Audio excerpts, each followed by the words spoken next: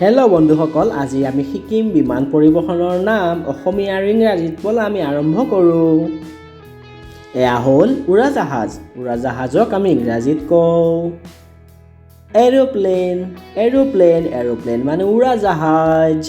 এয়া হ'ল উৰাজাহাজ।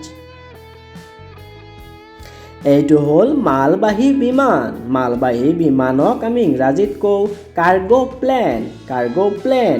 কাৰ্গো প্লেন মানে মালবাহী বিমান। এয়া হ'ল মালবাহী বিমান।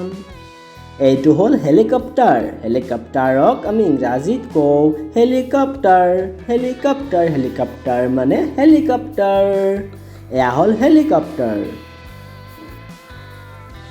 এইটো হ'ল ব্যক্তিগত বিমান, যাক আমি ইংৰাজীত কওঁ প্ৰাইভেট প্লেন। প্ৰাইভেট প্লেন মানে ব্যক্তিগত বিমান। এয়া হ'ল ব্যক্তিগত বিমান। এইটো হ'ল মহাকাশযান। মহাকাশযানক আমি ইংলিছত কওঁ space shuttle. Space shuttle. Space shuttle মানে মহাকাশযান।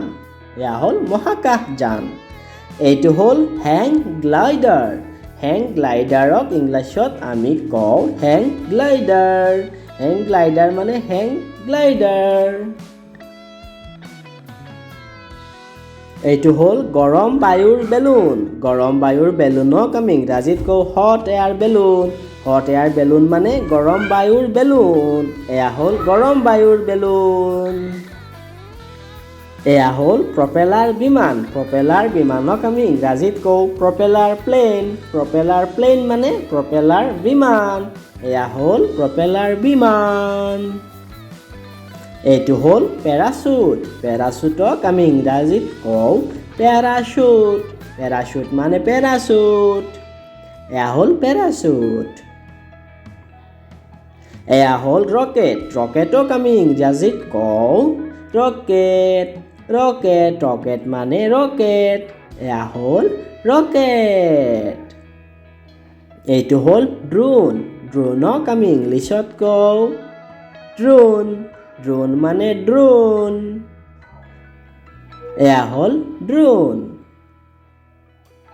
এইটো হ'ল যুঁজাৰু বিমান। যুঁজাৰু বিমানক আমি ইংৰাজীত কওঁ fighter jet. Fighter jet. Fighter jet মানে যুঁজাৰু বিমান। এয়া হ'ল জলবিমান। জলবিমানক আমি ইংৰাজীত কওঁ sea plane. Sea plane. Sea plane মানে জলবিমান। এইটো হ'ল উপগ্ৰহ। উপগ্ৰহক আমি ইংৰাজীত কওঁ ছেটেলাইট। ছেটেলাইট। ছেটেলাইট মানে উপগ্ৰহ।